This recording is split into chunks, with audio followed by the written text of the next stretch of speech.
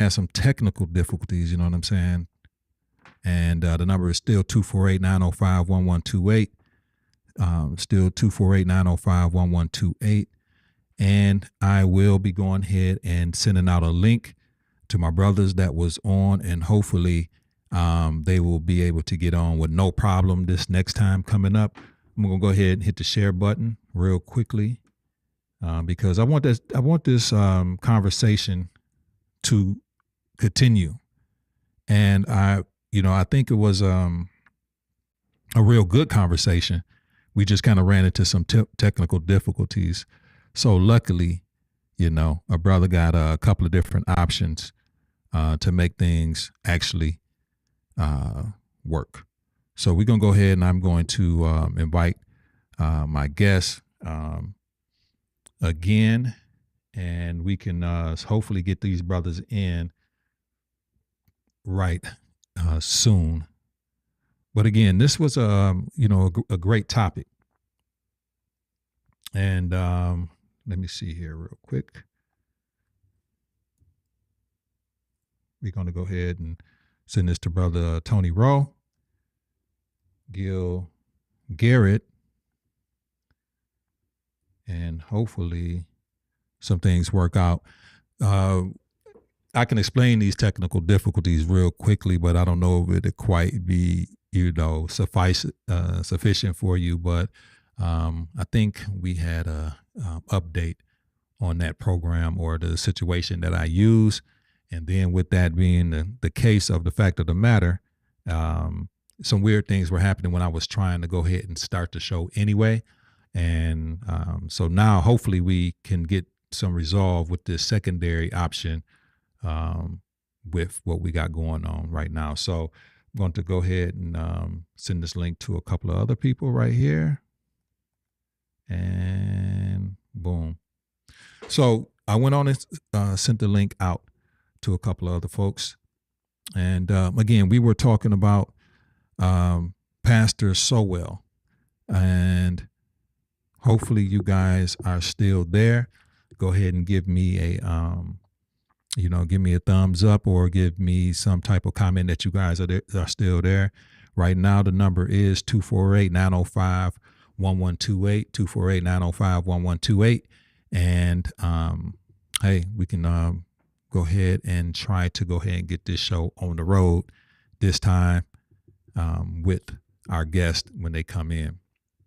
But we were talking about, like I say, Pastor Lorenzo Sowell, when he confronted the Dearborn leaders over Sharia law and saying that we are a Christian nation.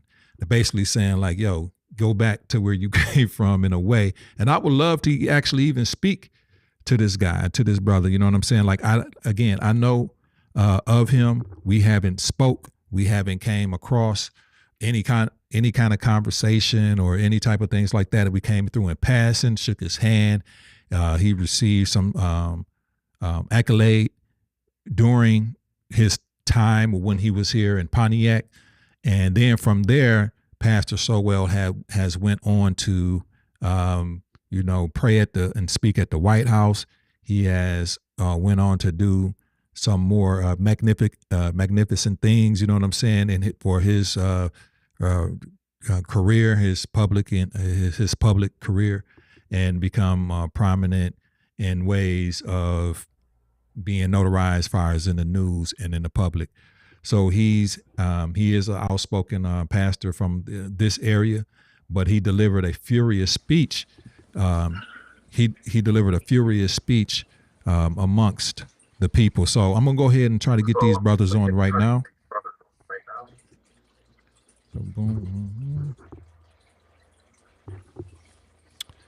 And we have all three of our brothers on at this present moment. We have Brother Gil Garrett and Tony Rowe back in the place to be. So hopefully you guys can hear me pretty well.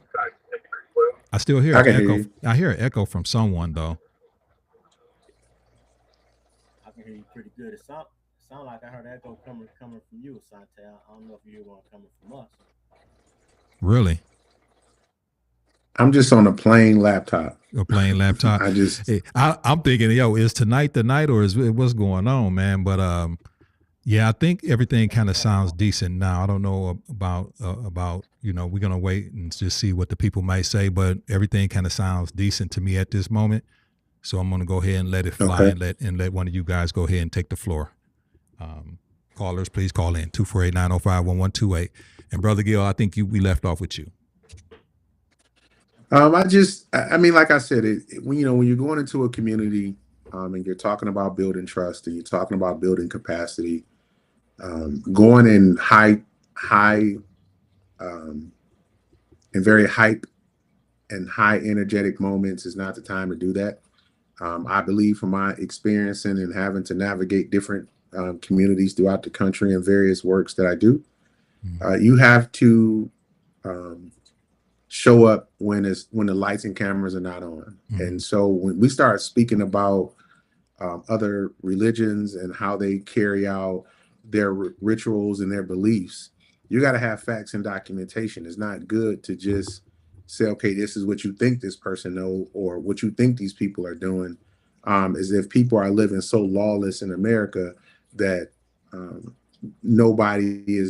our laws here are just irrelevant, which is in our case and in the cases that I've had to deal with personally, just simply just not true.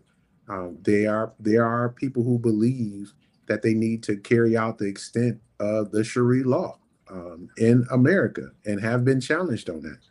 And there's case law that you can look up against that. But to go into a council meeting to carry out as the video that you displayed and that you showed, I don't think that's the proper approach. And to have somebody or to ask somebody to denounce their religious belief, their customs, my faith is non-negotiable. If you're asking me to say, identify as a Christian. So if you're asking me to say, denounce Jesus Christ, I'm gonna look at you like you're crazy. I'm not gonna say anything either. And if those are your beliefs, then you carry your beliefs with you, but you do it in integrity and intent. And so you got to look at the totality of the individual. You got to look at the circumstance before you get, we have to be a little bit more wiser, a little bit more conscious when we're on these, these video platforms, these streams, these high energy moments. It's our responsibilities as leaders in our community to make sure that we're being responsible for that part of it as well. I hear you. Anything you'd like to add to that, Brother Ro? Oh yeah, absolutely. And of course, Brother Gill made some great points as well, and it was good to hear him, mention that, that carrying out the fullness of the Sharia law, that those that has been challenged in times past, and then also have him mention that, like, even within his, he confessed to be a Christian, and that's his faith and belief. But I seen the guy or the gentleman, the pastor, asked, and I don't think he asked them to denounce Muhammad. I didn't, such as Gil made a comparison in terms of denouncing Jesus. I didn't hear him. I never heard him. I could be wrong.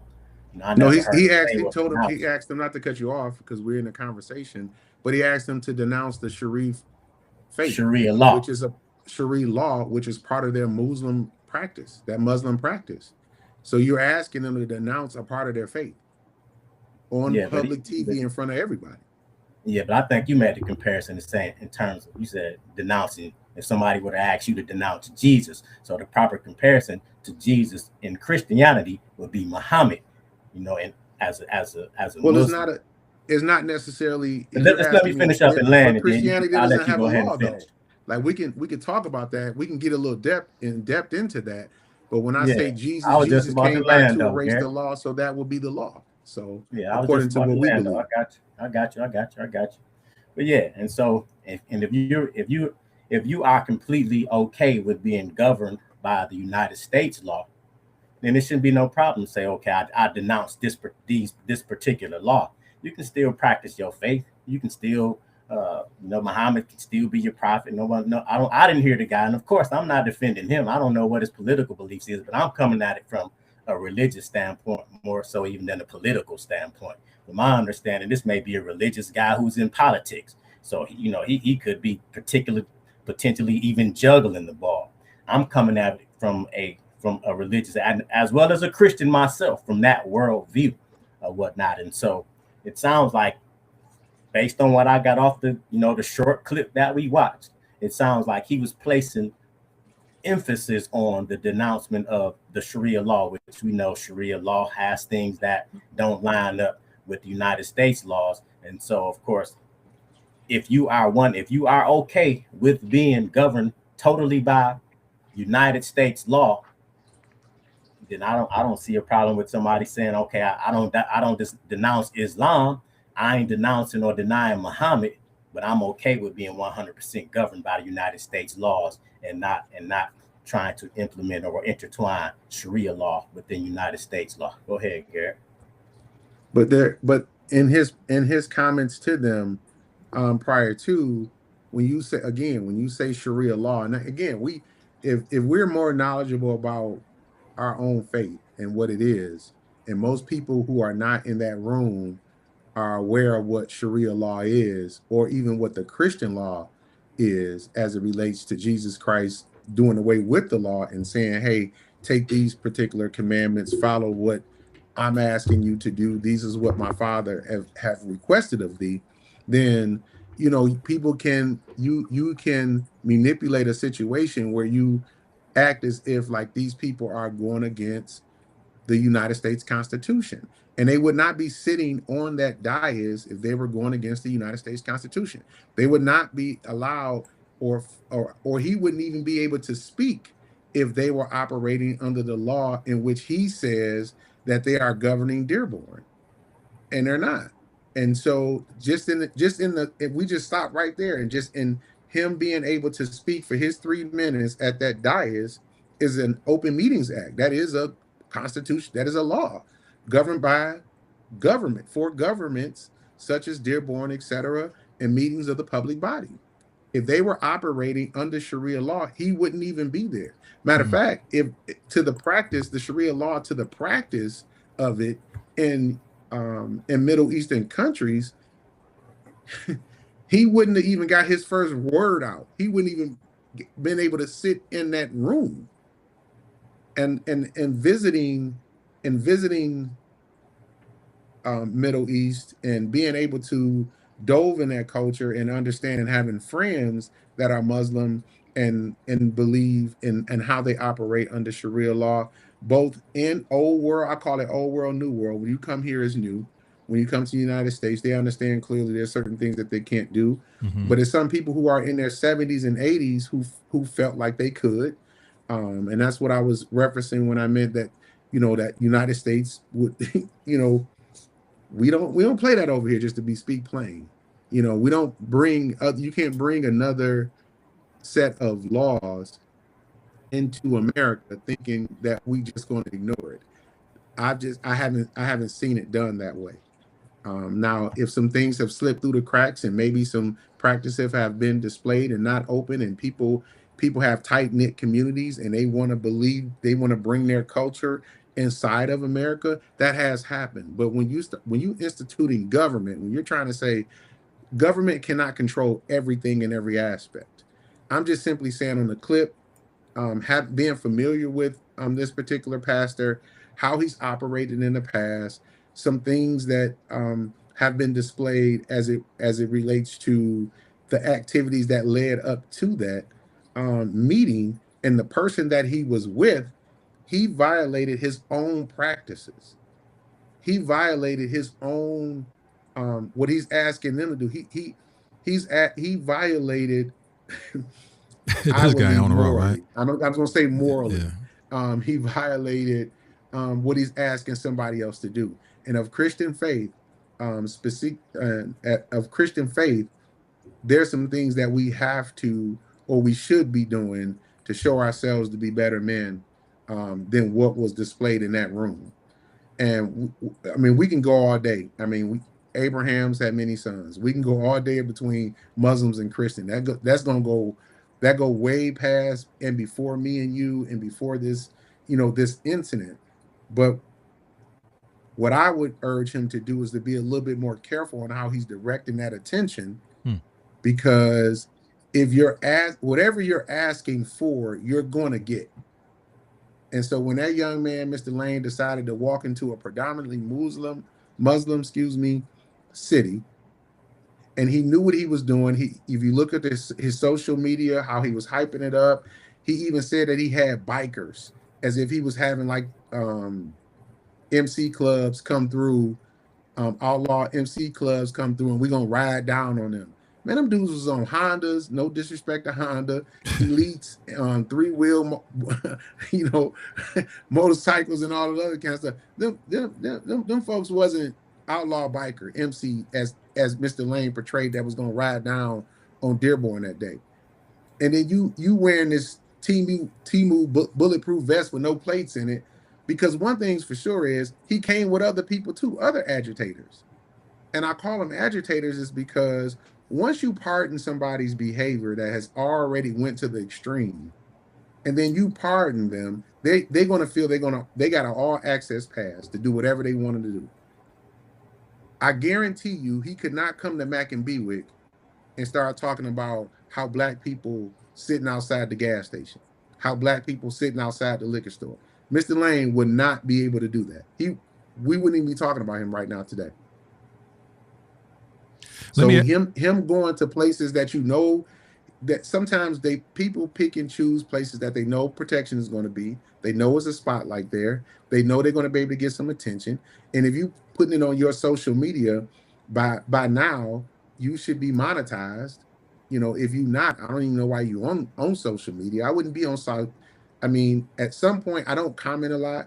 I only come on shows that I feel that we can get some conversation through. And if you're not monetized on here, what we doing?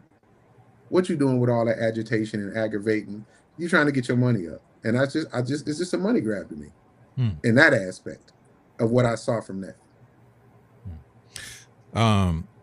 What do you think about, okay, I don't know much about Mr. Lake, the guy that I don't know much about him. But I do, but what I found out or what I did see about was the attack. What do you feel about the attack that happened? And as far as him being attacked, and it really wasn't any, I guess, repercussion or recourse behind that. Like far as from the, I don't like a Monday night court. For me, I saw one part of the clip. Okay. But I know some people who were there. And I know how it built up to getting to the point of the attack, but by other agitators, and he was in the midst. So I'm not saying I'm not condoning that anybody should be attacked for freedom of speech. Okay. I'm not condoning that at all. Let me just put that out there. What I will say, because I am a father and I'm a mentor, I'm an uncle. What I will say, if you go out there looking for trouble is going to come knocking at your door. And so you have to be prepared for that. And if I am by nature, I've been a boxer. I've played defensive on the side of the defensive ball my whole life. So I'm a go-getter, right? Like I could hit that gas. Like I got a temperament, right? So with that comes a responsibility of controlling it and being able to manage that, and that including your mouth and your tongue. Like there are some people who do not play social media games. There are some people who don't even know that man, and you came to where they live expecting them to just say, "Oh, this is America. I'm gonna let you say whatever you want to say about my mom. I'm gonna let you call me a nigger. I'm gonna let you do this. I'm gonna let you do that." In real life outside of this box, that ain't gonna fly. That it don't fly, and people willing to go to jail behind it. Yeah. I mean, no, you're right about that. I mean, when you do open your mouth and you go into public places and knowing where you are and knowing what you can say, what you can do at certain places. Yeah, I do get I do get exactly what you're saying when it comes to that. Brother Rowe, I mean, what do you feel about what Gil, it just kind of just laid out. Man, I have no idea who Lane is. I don't know nothing about what happened in Dearborn in terms Okay. of somebody getting their hands put on the man. But to back up to the clip that we watched that I am familiar with, that's the gist of the information that I got on from this from this stream, man. I don't think that the pastor is his name Solomon. What is it? It's Lorenzo Sowell. Yeah. Sowell. Yeah. So Sowell. I don't think that he was saying. And again, you can play the clip back or whatnot. Just based on my perspective, I don't think Sowell was saying that Sharia law has been implemented today in Dearborn. Just based on from what I saw and what I heard, it sounds like it was something that he was asking them to denounce in terms of pushing forward or that being something that they would even attempt to have implemented in the in the city or whatnot. And so I don't think he was saying. And again, you can. He said it. No, he said if you play that clip again, being implemented today, like right now, yeah. Sharia law. No, if you play that clip again, he said Dearborn is no longer under American law; they're under Sharia. Oh, Sharia law. He said that's what he said, and so then he went into asking them to denounce the law. Okay, I got you. Yeah. And I'm like, well, no, that's not. That wouldn't be true because you wouldn't have your 3 minutes to speak. You know what I'm saying? It wouldn't. Yeah. And he might be if you're familiar with undertone of it. Yeah, he's kind of referring to like. But you're only 1%. Dearborn is this. Mm-hmm. I can go ahead and replay. Go ahead. You want to replay it? Go ahead. Yeah, let's listen back. Go ahead. Under God, but you're only 1% of this nation. We are not a nation of Muslims. We are a nation of Christians. We are one nation under God, indivisible, the God of the Bible, the God of the Lord Jesus Christ. That's the God in whom we serve. I want you to prove to me we're not up under Sharia law. Will you denounce, Councilman O'Reilly, will you denounce Sharia law? Will you denounce Sharia law? Will you I know you won't. Will you denounce Sharia law? Abraham, you went to Hillsdale. Will you renounce Sharia law? Will you renounce Sharia law? America, we have lost this city. This is a city that is no longer up under American laws. We are up under Sharia law, and we will not have it anymore. Remaining. Enough is enough. But yeah, he was pretty fiery, man. So he was, he was hype. He was, he was very energetic. He is that. He's very charismatic person. If you know him, if you will, and he had to play to two sides. He had to play to who was sitting in the audience, the type of they call them national Christians, nationalists, if you will. He had to play to them because that is the group that sponsors or somewhat protects and play into what his role on the Republican space is. Mm-hmm. And it's like church. You know what I'm saying? Like, you can't keep talking about sin every week. Ain't nobody showing up. Them lights gonna go out.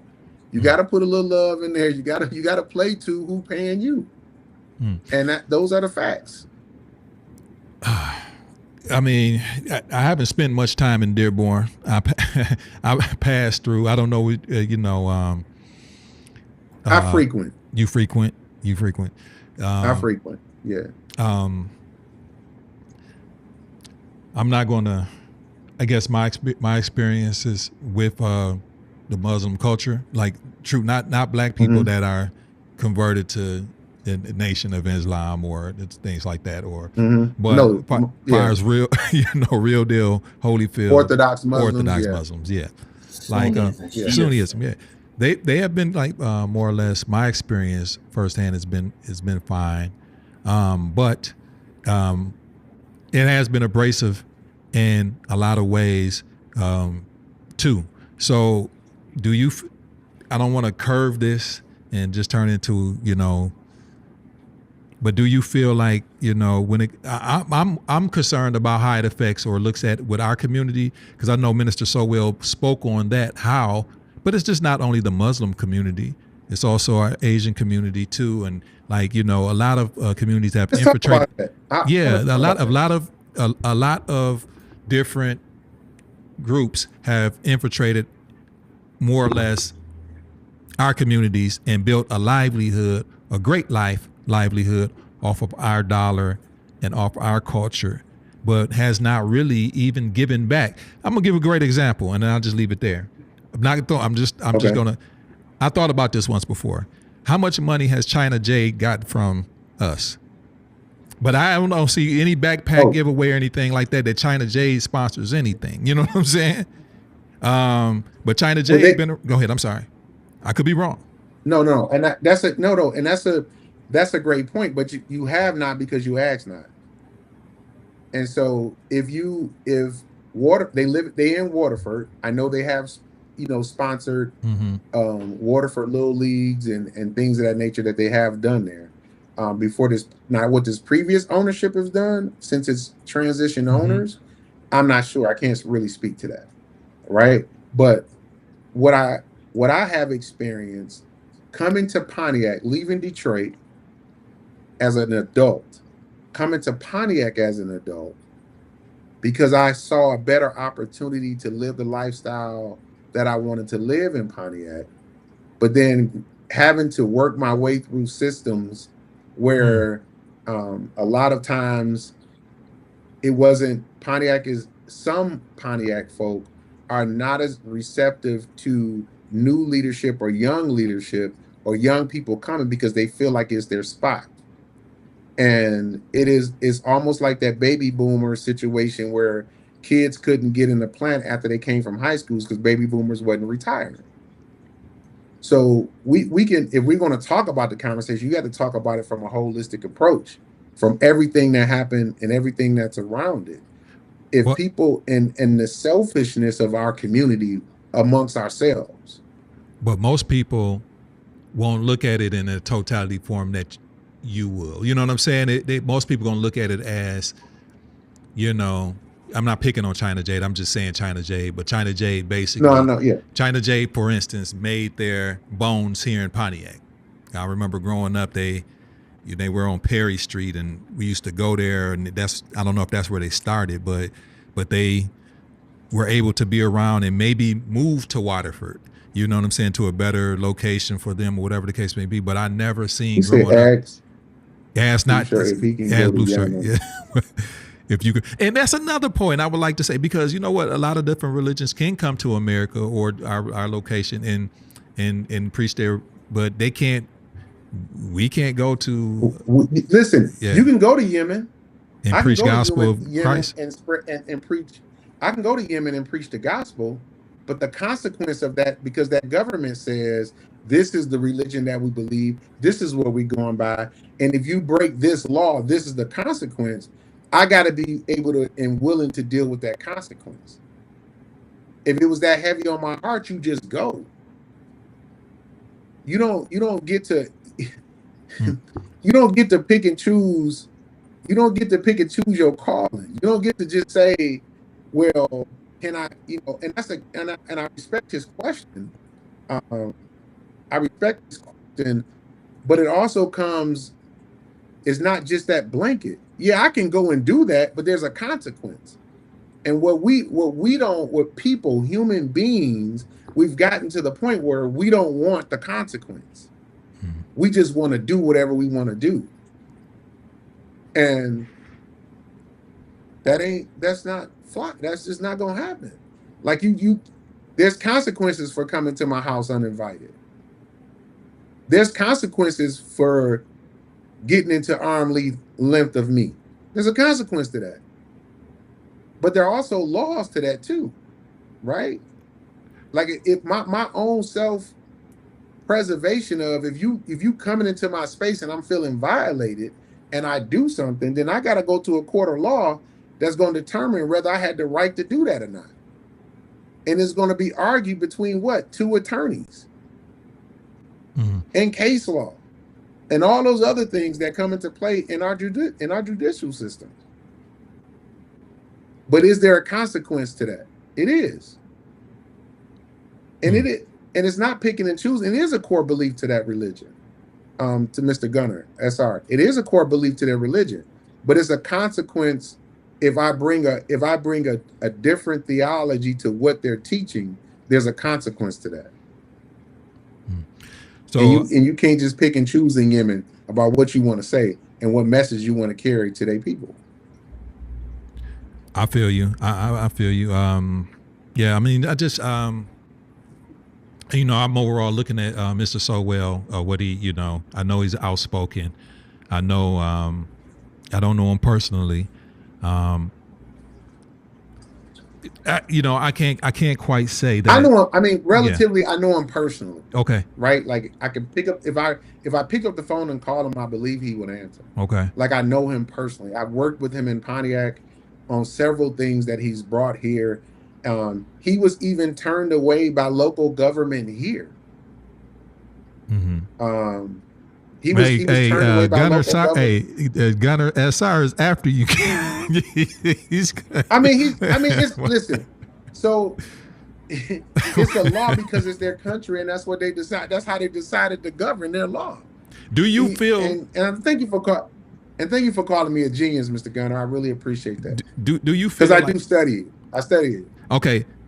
So United States, but go right? ahead, I'm sorry. United States United States is a country that's indivisible by God, right? I mean, it's supposed to be a Christian nation, right? We accept all that's the creed. Yes. That's the creed, right? So, but we got all this different religion here and mix it. What, I mean, what he's saying, is it kind of wrong if this was a nation, quote unquote, supposed to be based by Christian beliefs? And this is what our, the founding fathers said, and it wasn't based on Christian, but it wasn't when the Constitution was written. The Constitution was written by men who had Christian faith, who was supposedly, not all of them had the Christian faith.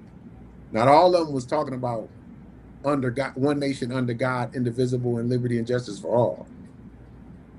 And the point, what I believe, there's a book called The Book of Rivals, and I can't think of the author. I read it. It's called The Book of Rivals, and it was when Abraham Lincoln was the president, and he had to get all these, and they were trying to write the articles in the Constitution, and it was so, getting the different thoughts and theologies and just thoughts of men who was in that room to come on and say, okay, this is what we want to govern our country by, right? And for all of them to sign it, and it kind of takes you through what it took, right? This is what the author is basically trying to explain in this book.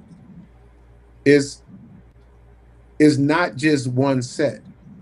If I believe a certain way and you believe a certain way, but we have a group of people that we're trying to move to a certain position, we have to come to some type of agreement and compromise on our own thought to figure out how we're going to do that.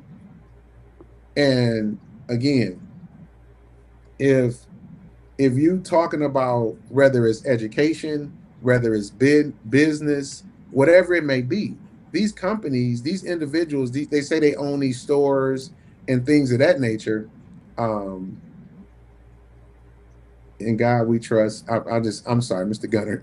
Your comments come right up in front of my screen, so I can't help but to read it. In God we trust is literally on our currency, and it's the Christian God. I think that's Tony Rose actually putting those comments. Just kidding. He said it's the Christian God, not Allah, the God of Islam. It doesn't even say it's the Christian God.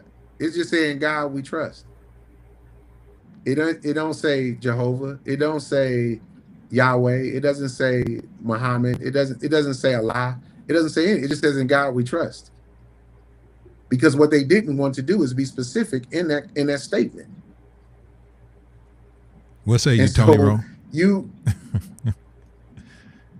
I think it's, I think it would possibly be safe to assume Of course, it does not, it doesn't say Allah, it doesn't say the Muslim God, the Christian God, it don't say that.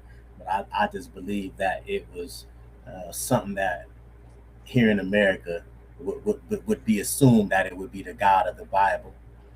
And so yeah, and then just going back into um, Pastor again. I forget his name just that quick because that's how unfamiliar I am with him. And so he's not the only one. I've seen in Dearborn many other people. This is the clip that we playing tonight, but I saw other people come into that city council meeting there in Dearborn Yeah. with some of the with many of the same concerns that he's expressing in this particular meeting. Matter of fact, I believe Dearborn right now might even have an eye on it from many throughout the country. Right now, Dearborn of Michigan, in terms of some of the biases that's been displayed or demonstrated out there, I've seen people come from other states travel here to attend these meetings and that they are having in Dearborn. Matter of fact, man, it's a young guy, man, about 30 years old, named God Logic, but it's a team of them guys, man, from again different states and different cities, man. They have a team of Christian apologetics, and they traveled from, I think God Logic might be, and his name is Avery. He just have a ministry called God Logic on YouTube. I think he's from Las Vegas. David Wood might be from another place. Inspiring Philosophy, Michael Jones. You got all of these people from all of these Christian apologetic folk from all over the country, man, who came together and traveled to Dearborn, met up in Dearborn, and posted up right outside. I think it's like the Muslim. Yeah, it was one of the larger mosques there. Yeah, they came out there just to have conversations and discussions and debates, have you will or whatnot. But that just goes to show that that this, what's going on in Dearborn. And again, I've never experienced any bias out there. I don't frequent Dearborn. I'm a pastor friend of mine, Leon Porter, does have a church in Dearborn, Champion Church in Dearborn. Brother, I grew up with, man, doing very well. Yeah, absolutely. And so, I have never experienced it, but I have noticed that there has been some like Dearborn has been under the microscope and being highlighted, for some of the practices of Muslims. For a long time, though. Yeah. For a long Dearborn has always been that place of if you want Middle Eastern food or Middle Eastern culture, you go to Dearborn. If you want to be around that type of environment, you what you bring, and that's what you want. And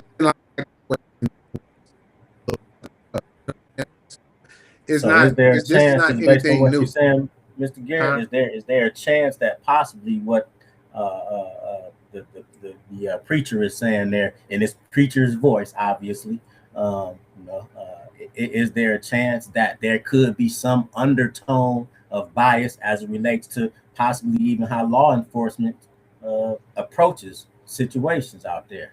Well, I can speak to the law enforcement side because it's not always been that. Is dominant of Middle Eastern officers that they have. Not it. Middle Eastern culture did not always integrate itself into the American law. So it was not always is dominant Eastern culture police officers that you see now, right? So that took place over years because they figured out a way, or they came to an understanding like, okay, well, we need more people of Middle Eastern descent here to represent the community that they serving in. There were more Caucasian, there were more white males on that law enforcement agency. And then as the community grew, as it because it started out like a small microcosm of folks, Muslim, specifically Muslim. There were Chaldean, which is the Christian side of, when you talk about sorry, I lost my thought there. Gunner. Man, Gunner is I can't you ain't getting a break tonight. Greek guy. Mr. Gunn. Here's my thing.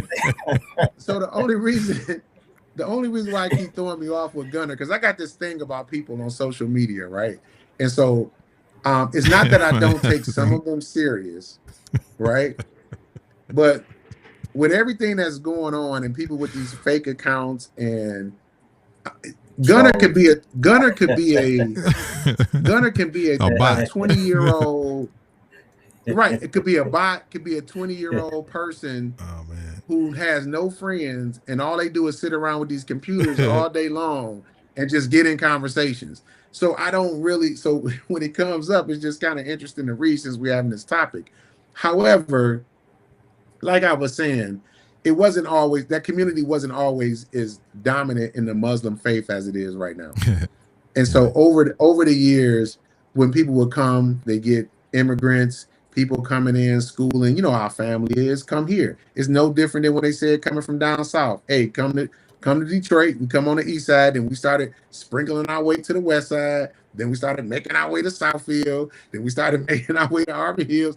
Right, but we started on what? Black Bottom, east side Detroit. And so coming from the south, and it was like, we got plant jobs here. Come to the south. Coming from the south, and that's what your family members would do. And it's the same thing that happens in every other culture. They get somewhere, they set up, and understand our money goes so long, goes very long with these other countries. And so as long as I get here, and I only spend less than a third of what I make back home, they rich back home. They don't have that type of financial structure there to allow them to, to even be able to even come here. So they open up these businesses, and this is my point to the businesses. They open up these businesses. It's our state reps, our Congress folks who say in 7 years you can roll that business over to someone else, and then your taxes roll over. It don't follow you. It goes and it stays with the person that had the business before you. Well, if that's the law, and I'm playing into the law, why are you blaming me for a system that I'm taking advantage of? Your people that you vote in office made the law. And I just happen to just, I have this thing when you start talking about business in the Black community, we're the largest consumers of anything. Right. Consumer business. But that would take relationship. That would take you having to look inside yourself and say, you may not always have the brighter idea. I may have to turn a piece of that over to Asante. Well, if I turn a piece over to Asante, and then I have to bring in Ro for, let's just say, tech support or something like that, and then I feel tech support should be done another way, but that ain't my profession, and now I'm feeling like it ain't my business no more. Now I'm going through dealing with some abandonment, trust issues, and all those other kind of things. They deal with the same issues, but they have a system that works because their why is different than ours right now. We used to have that. We had Black Wall Street in Oklahoma when folks were coming from the South and coming up here. We had a system, but then it's like we forgot our way, and then in forgetting your way, now it's easier to sit at somebody else and go and walk down the street and say, we don't own none of these Black businesses. Well, you've had a church in Pontiac, you had a church in Detroit. Did you direct any of those ties for a down payment on one of them buildings? Right. Well, no, that's going to now you talking about my suit and my shoes I got on. My wife I got to take care of. You understand what I'm saying? Like, so there's we have these broad conversations, but we want to look at them on a microscope and just say that this one thing that's happening here is happening everywhere. And when you talk about wealth in America, like America is the only place that you can go in the world and say, hey, I want to be a police officer. And it may be some obstacles to be a police officer, but you can still be that if you stay diligent and consistent to that. But you know for a fact that is less than 20% African American and Black police officers out of 900,000. It's less than 30%. So you know it's going to be hard. You know you about to enter into something that wasn't geared to have you in there in the first place. But if you're saying that's what you want to do, and I'm speaking for myself, because I know that affects my community and it affects where I come from. And the knowledge that I'm going to gain from this is going to help so many other people stay out of the trouble and be able to maybe, hopefully, recruit some more people to come in and learn the same system. Yes, it's difficult as hell.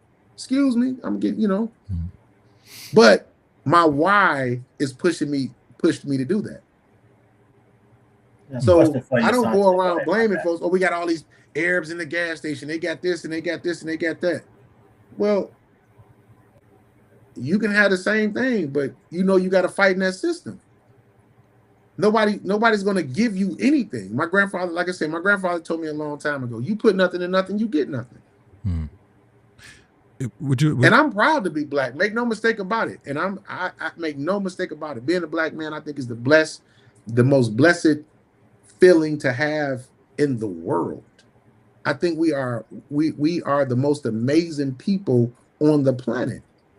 But a lot of us don't have that confidence, and a lot of us are not willing at this point to push that door. Now, my son's generation, that generation that's behind us, they don't give a damn about what the system say. They recreating their own way, and they're using AI and all these other kind of instruments to do it. I had a question for you, Asante, and I possibly should have asked you this like from the onset, real quick. Now, this clip that we watching, is this a response to you all were talking about whatever happened to the guy Lane?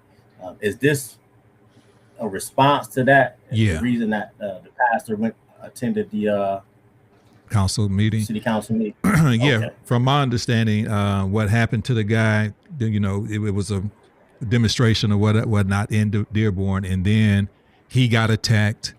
Matter of fact, maybe we should show the attack because we're looking at more or less what the repercussion of the attack. But what happened is, it was an attack on Lane or Lake, whatever his name may be, and then there was not really, I guess, an official. I guess the police response wasn't satisfactory. You know what I'm saying? And no, there was no arrest made. So I do hear where you're coming from, Gil. I think where Sowell really got upset, or whatever the case may be, was that there wasn't any type of repercussion, or that's what the outroar is that, okay, I me personally, okay, if I'm going to Dearborn and I know I'm about to speak out against whatever they're talking about, okay, cool, I know I got a repercussion coming, but the repercussion shouldn't be getting beat up. And since he got beat up, and I agree, I agree, and there wasn't any type of repercussion from that, so I think this is what made Pastor Sowell go to the city council meeting. But I think he should have articulated that in the beginning of the conversation in that 3 minutes. I'm stating this because of this, and Sharia law states to this, and predominantly the people who had anything to do with assaulting this man believes in that particular law, from my understanding, and your dais is the ones that govern the law in this city. So why haven't you done anything? And so denounce the law so those folks can clearly understand that we're still under American law. Like, there's a way to articulate a situation, but that ain't gonna get you no views. Yeah. So here's the beating, or this is what happened. So can you make that larger? Let me see here. This is, or just put, cut. So, yeah, I can. Yeah, there it is. Immigrants here. Jesus is King of Dearborn, Michigan. I speak the name of Jesus. Oh, shit. No rioting, no violence, no violence, no violence, no violence, no violence, no violence, no violence, no violence. Now that's pretty scary, bro. No violence. We support ICE. We do not want these illegal immigrants here. Jesus is King of Dearborn, Michigan. He came in there looking for a fight. He got one, but still, regardless on what my man was saying, that shouldn't have happened. Listen, I understand. Listen, man, I understand that. I do understand. I understand that clearly. What you think about that, Tony? After you see what it You was, on a megaphone, man. Tony, yeah, Tony. What do you think about that now that you saw that? Man, again, man, I saw Avery and all of them guys come out and actually post up right in front of the mosque and did not have any, exactly. did not have this type of response. And even though they were challenging the Muslims and they were inviting them to have conversations, but of course, I don't think their approach was possibly as aggressive as this. We support ICE. No, they didn't come as they weren't saying nothing like that, but they did invite those who believe in Muslims. They invited them to have a conversation. They had signs and everything out there, saying possibly saying that, but they weren't out there with megaphones. Possibly that can be provoking or whatnot. But yeah, that shouldn't have happened to them either way. But I don't think I think it's not what you say sometimes, how you say it in your approach.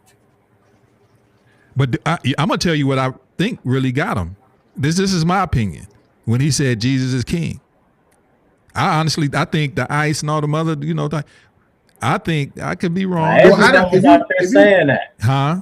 Well, if you stop that, I'm sorry. They were saying that Avery and those guys, they were out there saying that, Jesus is not a Muslim, and they had signs saying different things like that that Jesus is king. But then again, you can't this is a different day. I don't know that that situation with them coming out there, possibly you just never know what led into what led into to this particular. And then this guy, you say he's controversial. He says things and he was hyping it up way before he got there. He was saying some stuff that and what amazes me, like 2 days before, it's nigga this, nigga that, nigger this, nigger that, black folks this, baby, and it's like you get now. Can I play double-edged sword though? Let me play and now if somebody would have came to our community and say, don't you know how the Muslim people just attacked him? If somebody came to our community, Pontiac, somewhere in Detroit, Oak Park, whatever the case may be, and did what Lang did, but then we attacked him, it would have been it's a double standard when it comes to us, though. If we would attack somebody like that, the riot gear would have came out on us. Like when it comes to okay. I don't mean to cut you off, but I do mean to cut you off. Okay. Because at this aspect is, if we always throw that out. Okay. That if we did something, they'd have been not saying it was right if we would have did it. It'd have been wrong too. I know, I'm not saying it. But I'm just talking about the actions of law enforcement. Right? Mm-hmm. Every law enforcement community has their own individual law enforcement community. Right. If I have thousands of people here, he was on that megaphone by himself. He had other agitators across that city with him. Mm-hmm. So it wasn't like law enforcement was just around Lane at that particular, as you can see, just following him around. And so it wasn't like there was even cause. Like they go through the video, they can find out who that old man was. Mm-hmm. But it wasn't no young dude who threw the front approach. That man probably was over 60-something, 70-something years old. Probably been in Dearborn or came from the Middle East or whatever. And like I said before, you not gonna keep disrespecting what he believes his faith in his God is. He made the consequence. He didn't just the man didn't just say, oh, okay, he was listening to him, and he was like, I'm tired of you running your mouth. So no, there was even no police officers within a block or so. Even as you're watching the video. Mm-hmm. So even with that response time, I think it's sometimes I always believe it's unfair to realistically be the tree in the mailbox and it's happening to us right now. Mm-hmm. No, a lot of these clips that we see and show, we getting called to, or we already know about it, or we show up. Now I can tell you right now, there's some spot. If he was in care, if he went to Care Circle, on the next to the church ground where Pastor Sowell used to pastor, and had that megaphone out and was calling them a bunch of niggas. By the time we left the police station, which is 2 minutes, maybe 3 minutes tops, if we going license sirens to get there, they'd have beat the brakes off that boy. No doubt. And it wouldn't have been, you know what I'm saying? So it's just, you know, we look at these large gatherings and environments and things of that nature. The police ain't to tell you how to live. You know, I don't believe police should be at parties and get-togethers and those things. I'm not doing that. So that's an excuse. Awesome mindset. Again, absolute genius. Hey, man, this dude is some dude sitting in a wheelchair, man, probably like 13 years old, ain't got nothing else to do, bro. Like, that's just what it. Say? That's my thing with him. But at least he respected me by calling me genius. Right. So what do you say? So that's an excuse. Awesome. So mindset. That's an excuse. Awesome mindset. And I'm like, this dude wouldn't even probably know what even a law enforcement agency looked like or even been. You don't know how long his record is or anything like that. So, but I don't get bothered by stuff like Gunnar Sarr, because there's Gunnar Sarrs. We need people like Gunnar Sarr. You know what I'm saying? You need agitators like that. You need people to provoke your thought. I will so say you this believe too. what you believe. Yeah. And just another comparison, and this may be apples to oranges, just from the Christian faith, man. Him or maybe it could have been some Hebrew Israelites or whatever out there with a megaphone in front of the church, and they could have said, Jesus ain't God, he is a prophet, or they could have said whatever they wanted to say about Jesus. It would have been highly unlikely that somebody would have came out the church and wanted to fight, you know. Yeah, and tried to fight. They could have talked all the stuff they wanted to. Yeah. In this isolated, Mr. Rowe, in this isolated, what we're seeing that what happened with Lane and things of that nature, and you see him and old boy hugged up together and all that. Like, again, it's something that it's a show that they putting on right now. They got the spotlight. Is half propaganda. You know, they ain't about to show up when ain't no news cameras there or any of that. And so it's unrealistic for real life. It's just clickbait, and and they know what they're doing. They're professionals, you know. And again, once a guy gets pardoned you get pardoned by the president. Your chest is pretty big. Wow. Whatever you think you got going on is pretty big.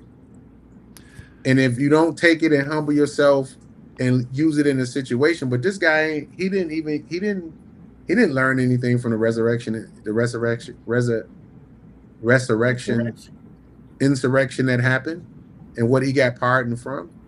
He didn't learn anything from that. He gonna carry out his beliefs. But that's the beautiful thing about our country. He can. But that don't mean that you can carry him out without no consequences. Because them same laws that you think people need to follow, Gunnar SAR, is them same laws that people say I'm willing to break. Because even when they were deliberating on a constitution, Black people weren't even considered humans. We were property. So how many fights did we have to have? How many amendments did we have to have for that? No, you get these folks going always back to the Constitution. Like, people got to know their history as individuals and know when to be able to say certain things and move in certain places. Yeah, I know how to read the room. I think exactly. I mean, I feel like you kind of gotta go, you know, you gotta know what the situation you walking into far as like you can't I mean, but I mean, quite honestly, they're I just want to just come out and say they're more organized as a people than we are. I mean, quite honest with you. I mean, if we were just looking at it as a sect of people, and their police department in Dearborn is controlled by their people that's there in Dearborn. You know what I'm saying? So I believe that I don't know how the legal ramifications are going to be by that, I believe that's all I'm saying is if something like that would have happened at maybe a church in our neighborhood, there would have probably been arrest made on the spot.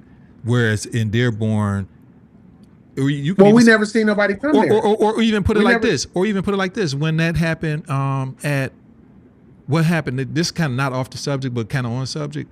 When I think it was a couple of weeks ago when what happened downtown Birmingham, how it was the response was different. You see what I'm saying? So it's like this is getting into that can go into a whole nother cuss. But what I'm just not necessarily. The response wasn't different. They only had 2 guys patrolling the whole Birmingham. Right. And so those kids were those kids knew where they was meeting up at. They downtown. They had 1 patrol person downtown, like they always do. That was it. Who you arresting? What you doing? Right. You're not about to engage 50 people. You're losing that battle. You got to wait till some backup come. So unlike Pontiac, and I can speak about Pontiac and I can speak about Detroit. Okay. Those are the places that I dwell, that I heavily dwell. When there are things that you hear that's going on, there are undercover guys that go, agents. There are people who are in the crowd, X, Y, and Z, when you know about them.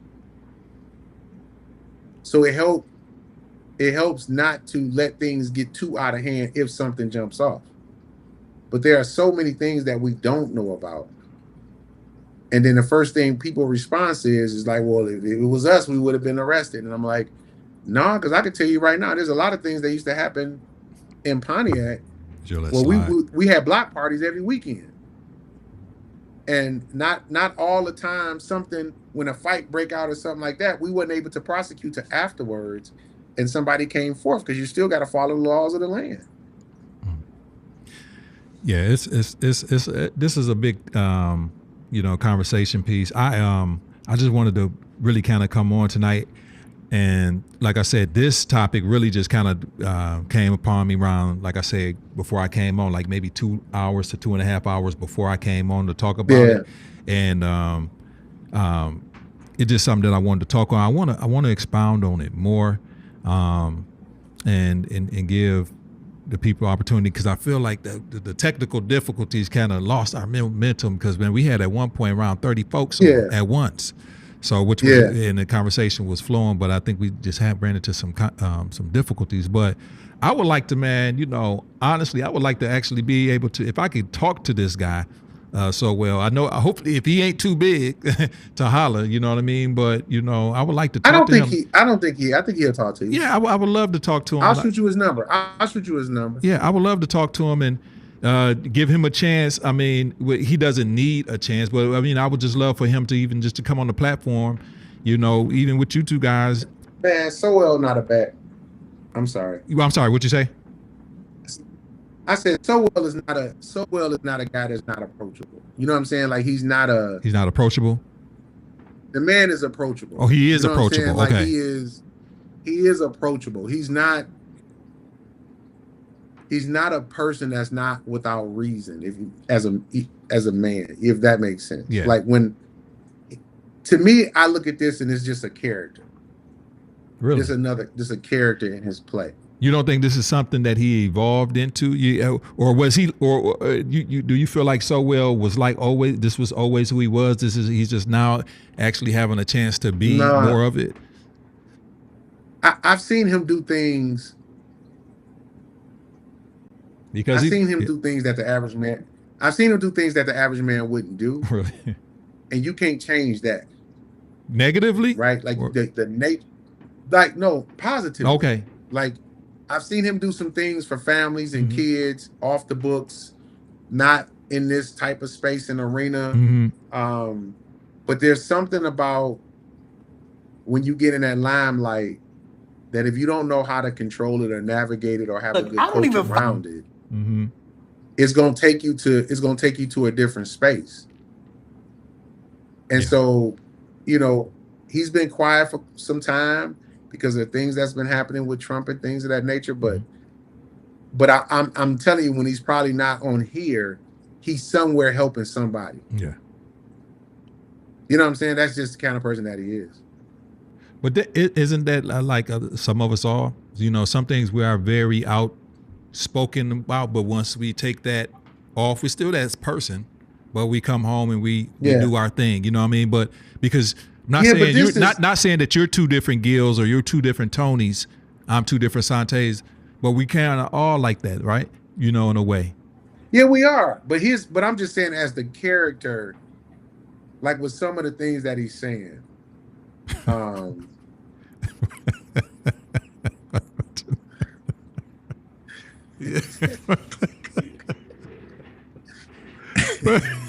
But he giving it to you, man.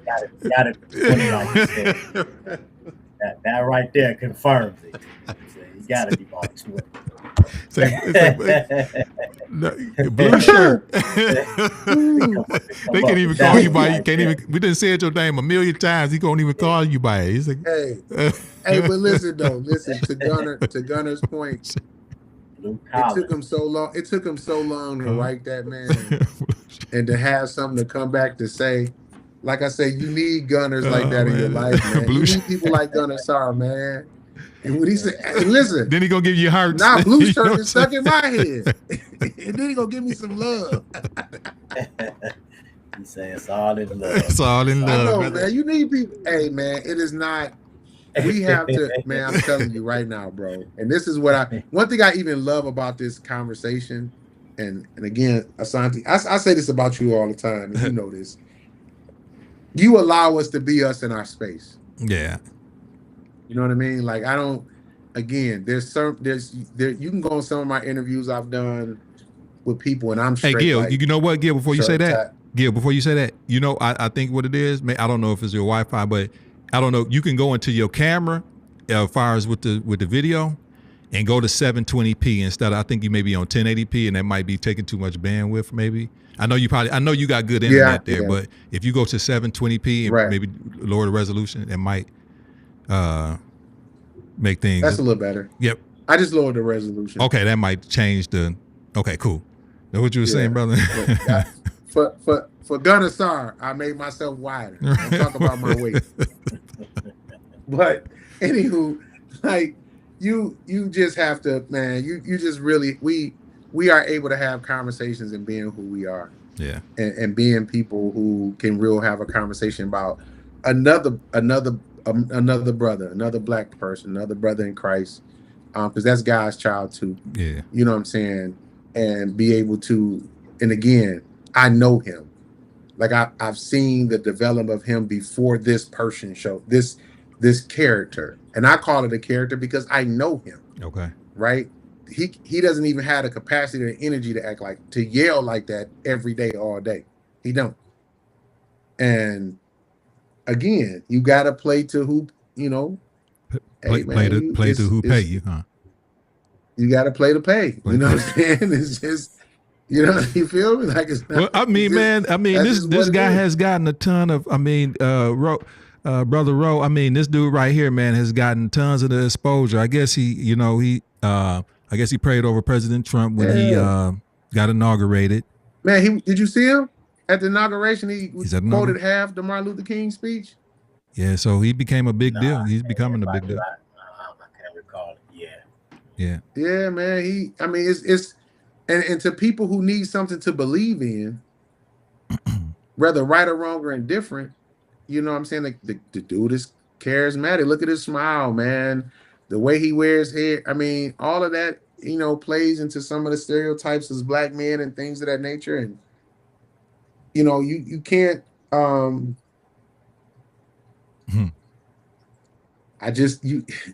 it is what it is. Yeah. Well, it is what it is. I met him once, like I said, but it was right in the cusp of COVID. And this is before he was able, you know, this is before he has gotten some spotlight like this, but he was doing a lot of great things around Pontiac. I remember seeing some things that he put on for the kids and stuff like that. The 3-on-3 tournament. The 3-on-3 tournament. So he's a He's a servant, you know what I'm saying, when it comes to trying to do some things. Yeah. You know what I mean? So before we check out of here, Tony, man, I want you to go ahead and expound on something, because I seen a couple of posts that you put up. I think, I don't know if it's your nephew, your cousin, or whatnot, but the mural, man, the mural that's going on, the mural that's happening, that's, I forgot what's on the side of what buildings is that, man? Oh, Live, it's on top of Live, the dispensary. Live Yeah. Proud. Yeah. Is that You your read nephew, my mind, cousin? actually. Oh. Nah, man, that's Dwayne Rowe Jr., man, my son. What? You lying, for real? Oh, man, that's what's up. Yeah. I did not know that, man. Dog, he's oh man, he a heck of an artist, dog. Yeah, absolutely, man. Shout out to, I call him JR, man. Big ups to him, man. And actually, if I would have had any final remarks, that's what I was gonna conclude with, man. Just, tell y'all to go take a look at the mural, man, that my son painted down there, man. 31-year-old young man, dog. Actually, man, only been home for prison, and this is a testimony to him, man. He only been home from prison, man. He got locked up when he was 17 years old, made a youthful mistake, man, but was made an example out of in the system. Did 12 years, came home 2 years ago, and hit the ground running, man. And so, man, if you go in Bravo's, if you eat breakfast there or get lunch or whatever, when you go in there, he got a painting inside there, and several other paintings, man.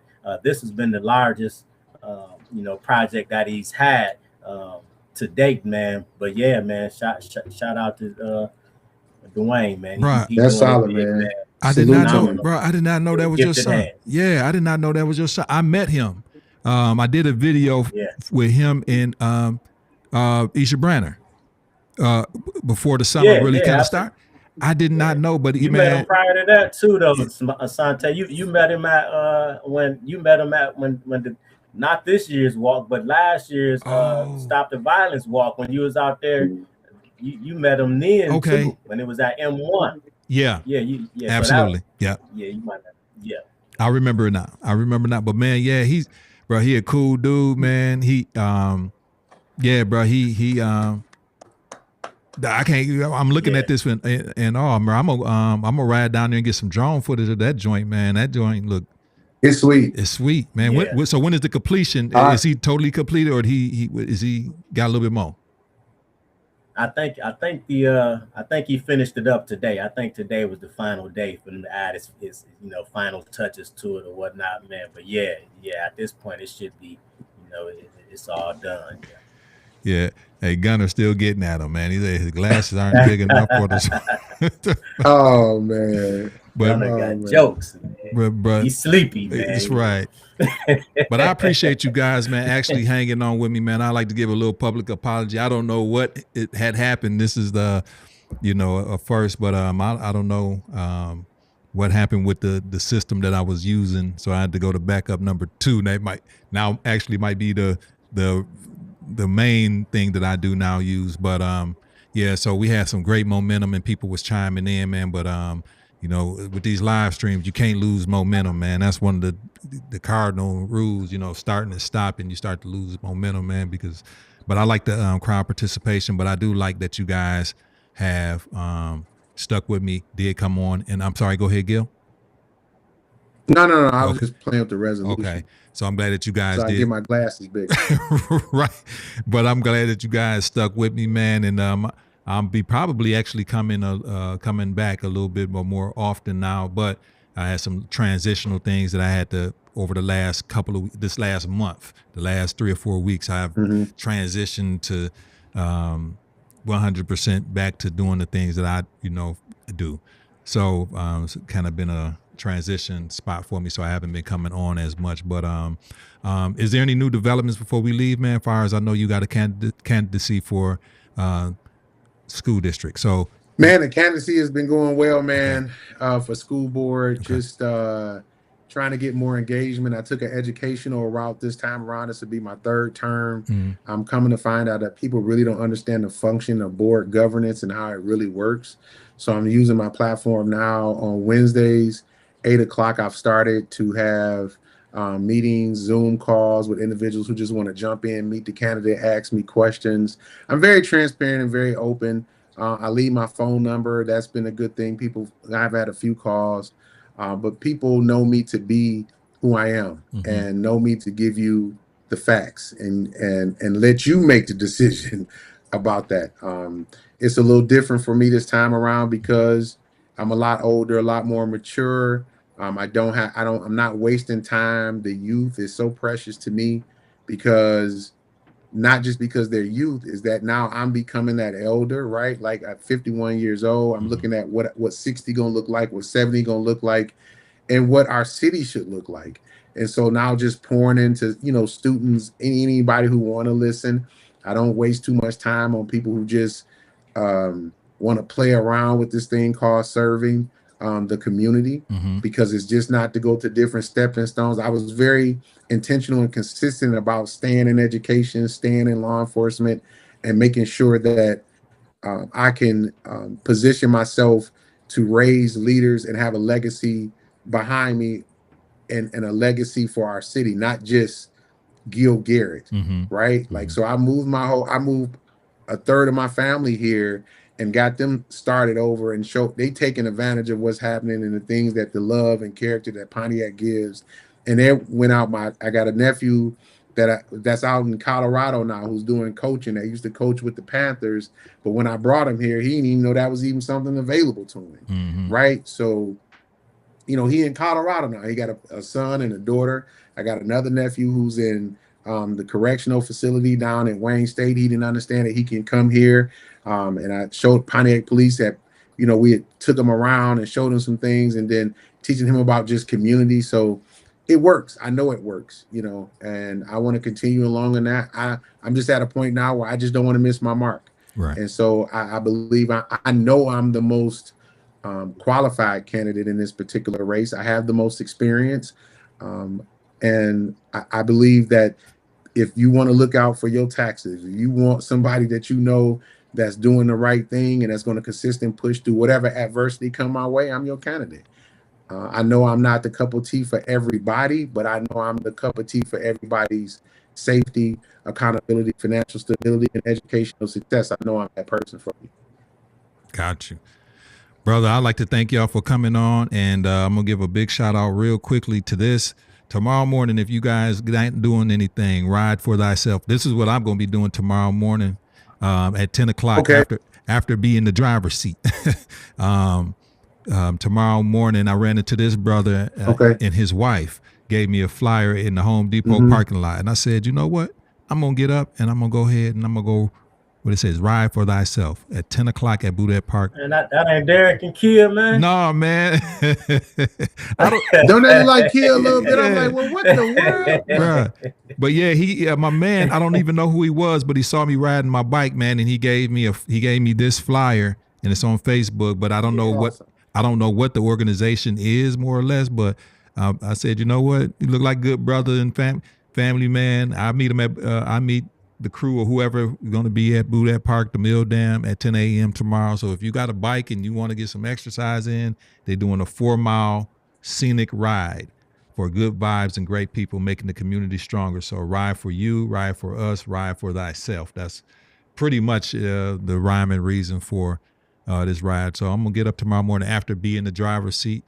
Regina the Queen, the Choir Loans, and Dr. T, Teresa Moore. Right. Going to be on, but after that, that's at 8 o'clock, and then at 10, I'll be going ahead and doing this. And I promise you guys, the next live. Murphy Park. What'd you say? You gonna hit Murphy Park too? I don't know. Is Make your round. Yeah, I don't know. I don't even know what the route. The kids. Hey, do you ride? Do any of you brothers ride bikes? Listen, I ride bikes, but I need a better bike now. Man, get one with the battery on that joint, bro. That's how I get around, man. I can't. Listen. Send me the link, brother. I told my wife, I said, listen, I'm ready now. Like I feel like I do it enough. Yeah. And I can invest in a good bike. Yeah. Because I need a good seat. Yeah. I broke that seat in, but I paid my dues. I need a good seat. You know what I'm saying? I got some miles. Yeah. But I want to get one with a battery in it. Get one with a battery in the back. You know what I'm saying, bro? Yeah. Yeah. Bro. Yeah. Dog, man. Hey, man, I got a bike ride, Tony. I don't know if you, bro. bike riding is, it's also we getting up there and we need to keep our physical endurance and all that, man, to keep the blood flowing. Yes, absolutely. But quite honestly, Right. I have to ride my bike every day for this muscle upstairs. It gives me a moment just to think about what I need to do. Or man. And my most favorite place now is actually the bridge right here on Telegraph that is crossing. One side is Bloomfield. You know what I'm talking about? Old Telegraph. Yeah. So basically, I love the Pontiac Trail, part of the Pontiac Trail. Yep. I love sitting up on that bridge, man, drinking my water and watching the traffic, bro, and waving at the people coming. Yeah. but I love man. Small things, small things, brother. It's just at this stage in life, that's what it's really all about, So for me, really. But thank you guys, man. I appreciate you, Glory. I appreciate you, man, and y'all have a good night. And people, we will be back to Pontiac WYAC. Yes, sir. Both y'all have a good night, man.